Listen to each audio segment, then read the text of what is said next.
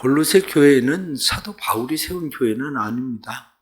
라오디게아에 있는 그러한 교회. 그래서 오늘 성경에 나타난 말씀 보면 내가 너희와 라오디게아에 있는 자들과 이렇게. 그런데 이 골로새에 있는 이 교회의 문제는 다름이 아니라 이단의 문제입니다. 이단들이 가만히 들어와서 고린도 교인들을 점점 혼란시키는 일입니다.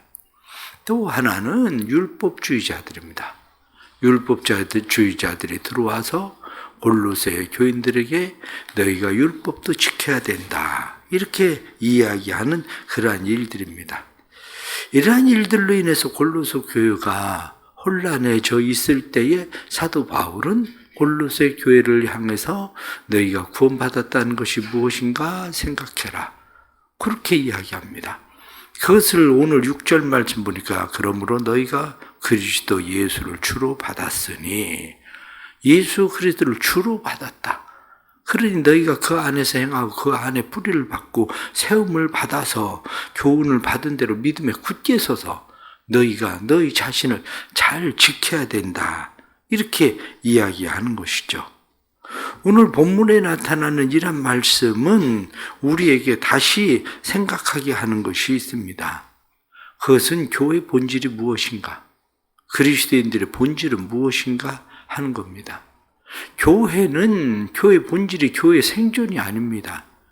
교회가 존재하는 그런 중요한 본질은 교회가 어떻게 그냥 계속 잘 성장하고 있느냐 이게 아니라 교회가 어떻게 사명을 위해서 존재하는가 하는 겁니다.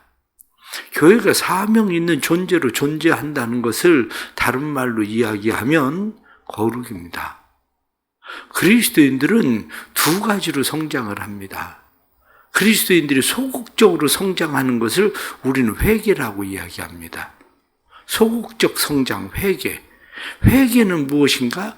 맨 처음에 우리가 예수 그리스도를 주로 받아서 예수 그리스도와 연합하는 거, 그것을 보고 우리는 회개라고 그렇게 이야기합니다. 진짜 회개가 된 사람은 그리스도와 연합하는 사람이죠. 그래서 예수 그리스도와 연합해서 그 안에 거하는 것, 이것이 바로 그리스도인들이 회개하고 살아가는 그런 삶입니다.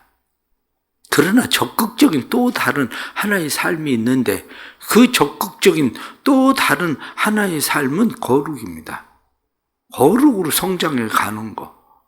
교회가 세상에 영향력을 끼치는 교회가 되려면 교회는 거룩해야 됩니다. 교회가 거룩하다 그렇게 이야기하는 것은 그리스도인의 삶은 거룩함으로 성장하는 일이어야 된다. 그런 이야기입니다. 추석을 지냅니다. 추석을 지내면서 여러분들은 나름대로 카톡이나 문자를 받았을 겁니다. 추석에 저도 문자와 그리고 카톡들을 받게 되는데 문자와 카톡의 내용은 거의 다 한결 같습니다. 그 내용은 뭐냐? 추석 한가위. 그런데 행복해라. 그거거든요. 행복해라. 정말 그리스도인들이 행복한 것이 그리스도인들의 삶의 목적일까? 그거죠. 예수 안에 있으면 행복해지는 것은 그냥 당연한 일입니다. 예수 안에 있으면 병이 들었든지 가난하든지 삶의 환경이 어떠하든지 그것이 중요한 것이 아니라 예수 그리스도 안에 있으면 감사함으로 행복해질 수 있는 건 당연한 일입니다. 그런데 그리스도인들이 가져야 되는 진짜 중요한 목표는 거룩입니다. 행복해지는 게 아니라. 저도 다른 사람들에게 한가히 거룩하십시오라고 문자를 보내고 싶은데 나를 신비주의로 보거나 그리고 경건주의로 보거나 내가 거룩하라고 만약에 추석에 문자를 보내면 사람들이 오해를 할 것 같아가지고 제가 거룩하라고 문자는 안 보냈지만 사실 그리스도인들의 삶의 중요한 목적은 행복하십시오가 아니라 거룩하십시오입니다. 거룩하십시오. 이것이 그리스도인들의 삶인 거죠. 그래서 그리스도인들이 거룩하게 되기 위해서 오늘 성경 본문에 나타나는 말씀, 그리스도와 세례를 받았다 이렇게 말씀을 하고 있는데 그리스도와 함께 세례를 받은 그러한 사람들의 분명한 특징이 있습니다. 그것은 율법으로부터 벗어난다는 거예요. 내가 예수 그리스도 합하여 그에게 뿌리를 받고 그 안에서 세워준다는 것은 무엇인가? 그렇게 이야기할 때 나는 그림자를 붙잡는 것이 아니라 실체를 붙잡는다. 이거거든요. 그림자는 무엇인가? 그림자는 율법입니다. 율법은 그림자에 불과한 거고 실체는 예수 그리스도고, 그러니까 나는 그림자인 율법의 조문을 폐한다. 예수를 믿고 세례를 받았다. 이렇게 이야기하는 것은 율법의 조문이 폐지되었다. 그 얘기거든요. 율법의 모든 조문이 폐지되었고 나는 예수 그리스도, 실체이신 예수 그리스도를 붙잡는다. 이렇게 이야기하는 겁니다. 오늘 성경 본문의 14절 말씀에도 우리를 거스리고 불리하게 하는 법 조문으로 쓴 증서를 지으시고 제하여 버리사 십자가에 못 박으시고 이렇게 말한 것처럼 그건 모두 다 십자가에 못 박아버린 겁니다. 또 하나는 사단의 모든 세력으로부터 자유하게 되는 것이다. 그렇게 얘기하는 겁니다. 내가 아무리 거룩해지고 싶어도 사단의 세력으로부터, 그 권세로부터 자유하지 못하면 우리는 거룩해질 수가 없습니다. 사단의 모든 세력, 그것으로부터 자유하게 되는 것, 그것으로 오늘 성경 본문에 나타난 말씀도 이러한 모든 것들은 예수 그리스도께서 다 패하셨다는 거야.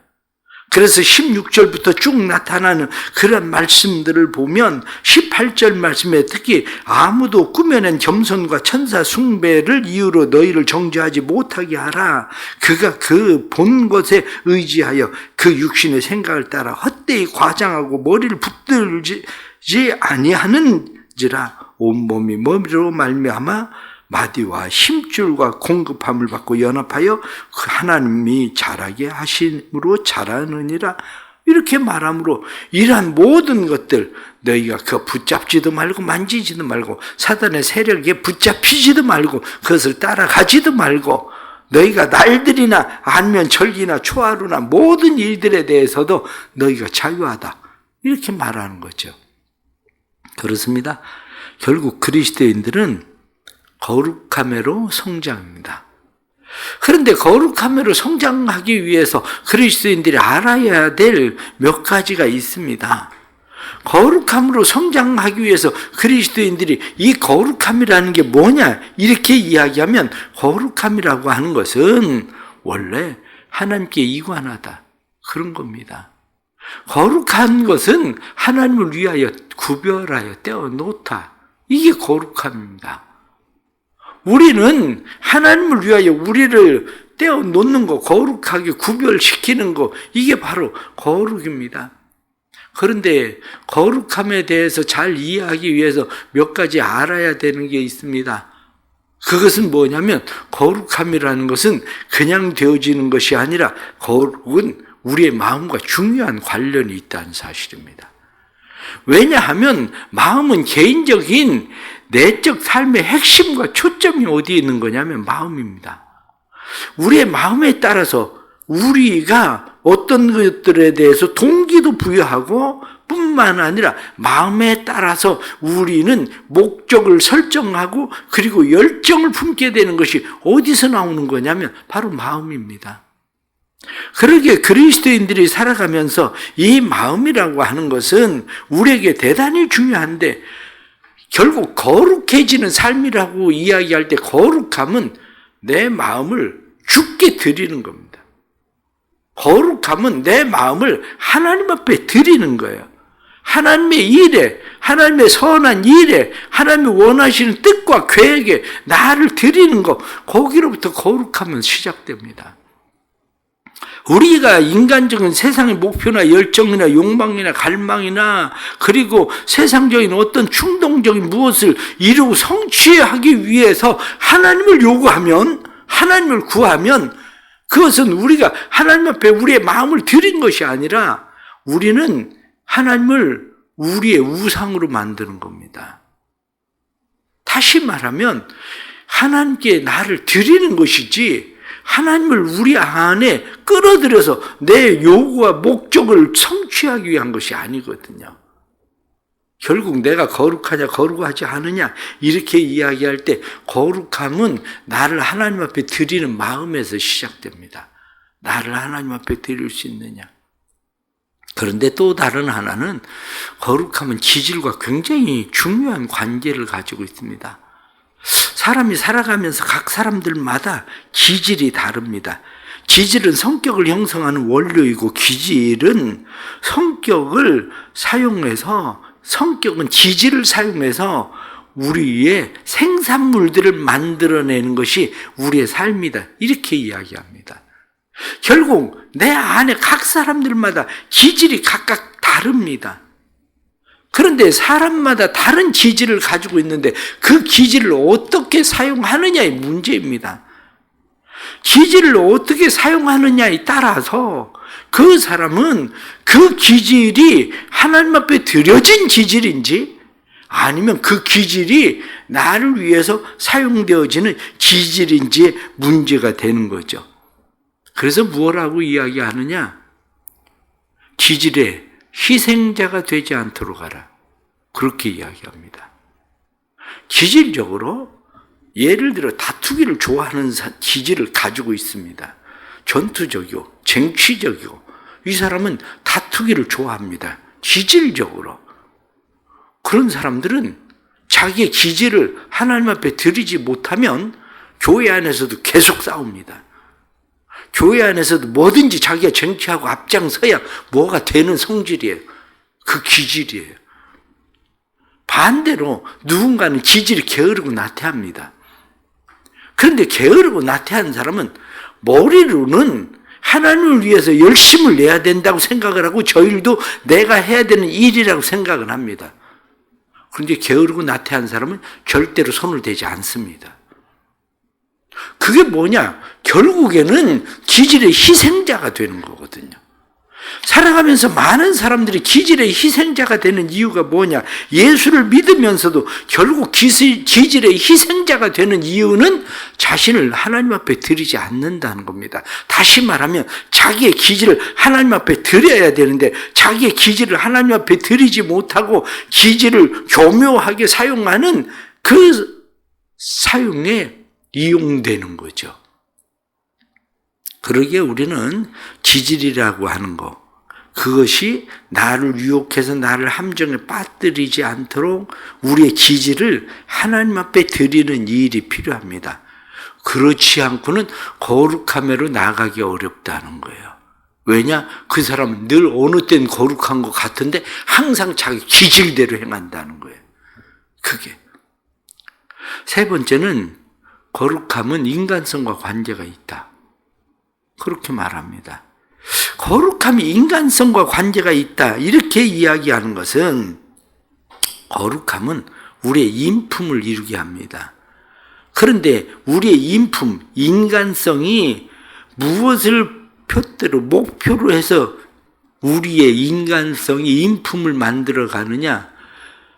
완벽한 인성을 가지고 계시는 예수 그리스도를 닮아감입니다.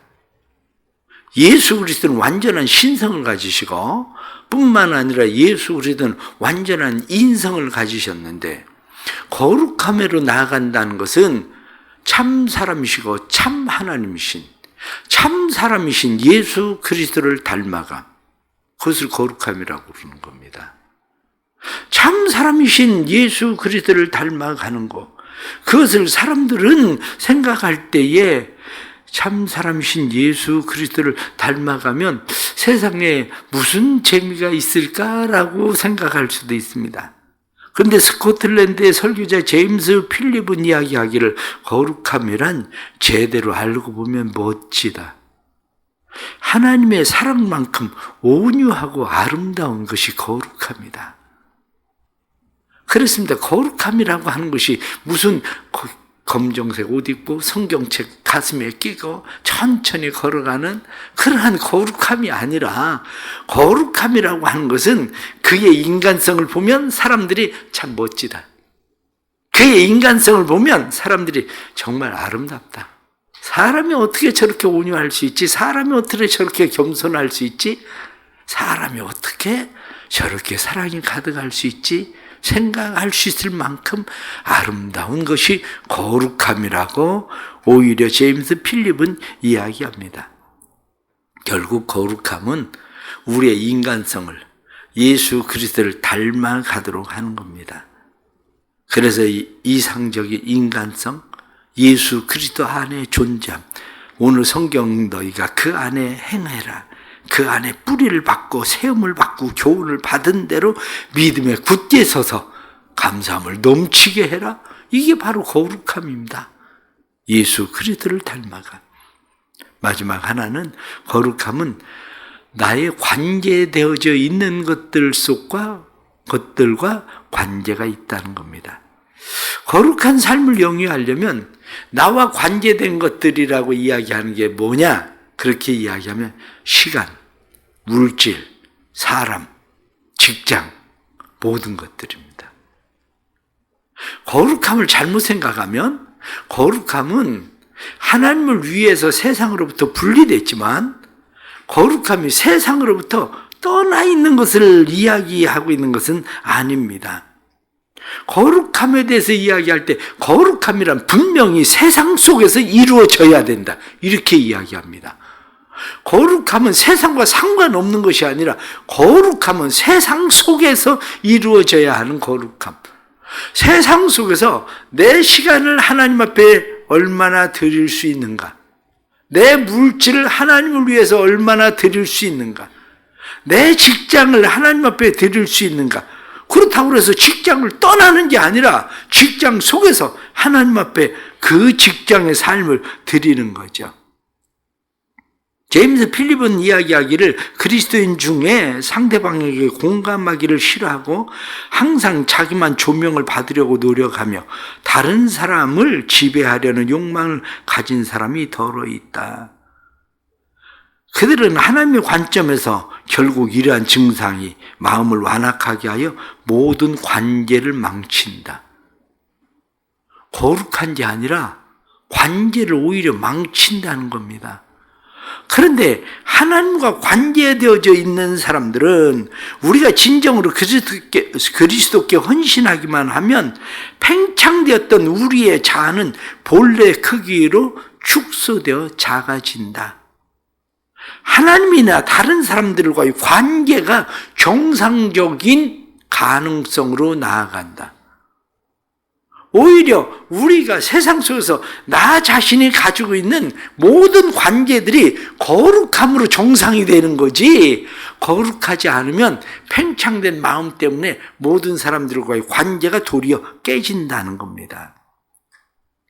그래서 거룩함을 추구하려면 죄를 대적하고 하나님 편에 서라.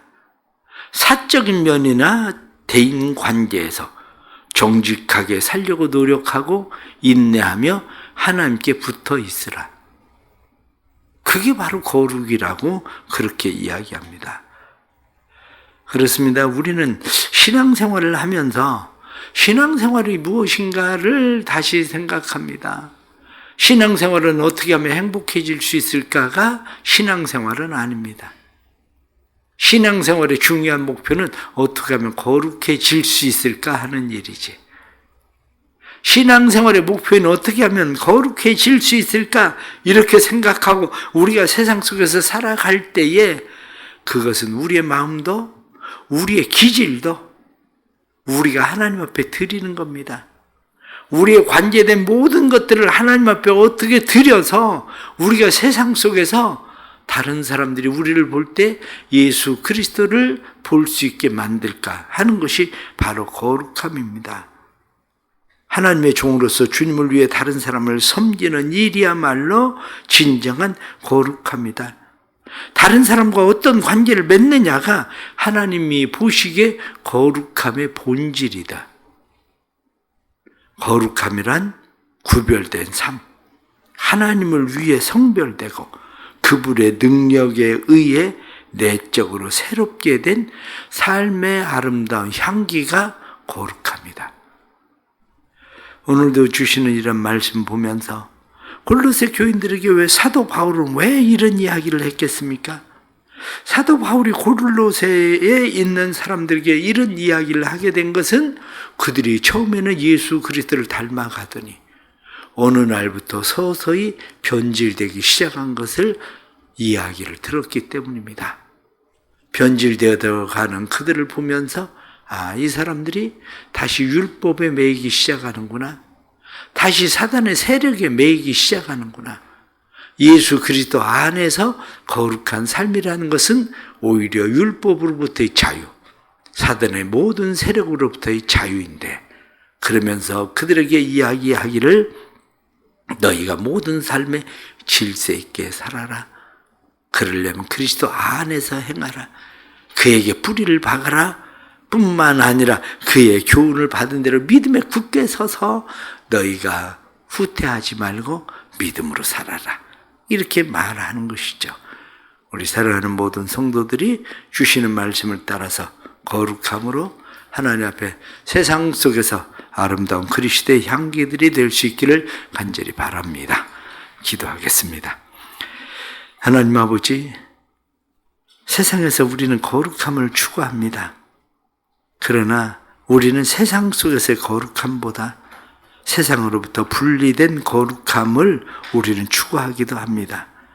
그러나 하나님께서 보시는 거룩은 하나님을 위하여 세상 속에서 거룩해진 예수 그리스도를 닮아가는 우리의 삶이라는 것을 다시 깨닫습니다. 우리의 힘으로, 우리의 노력으로, 우리의 열심으로 되지 않는다는 사실을 우리는 잘 압니다. 주님 도와주옵소서.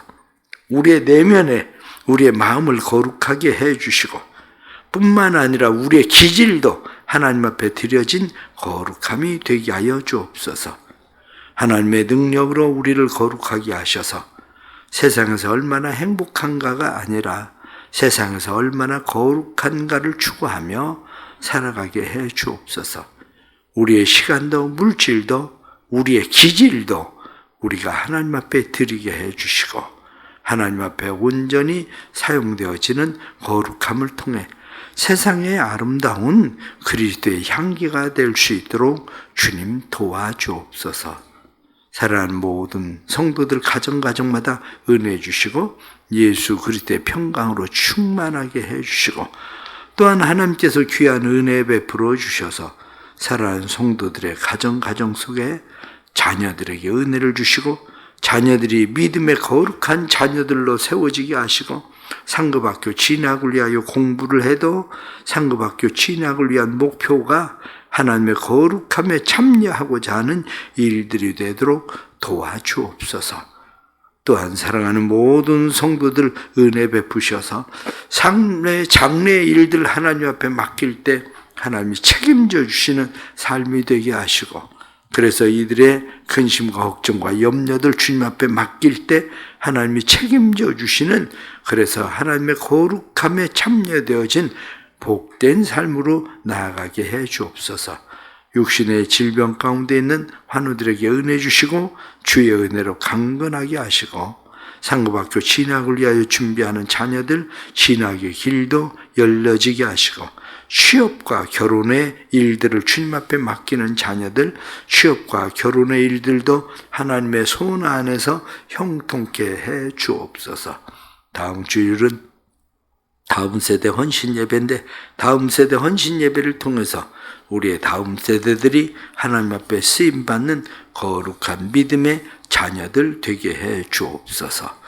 오늘 하루도 주의 능하신 손에 주의 사랑 안에 온전히 거하게 해 주옵소서. 예수님의 이름으로 기도드리옵나이다. 아멘.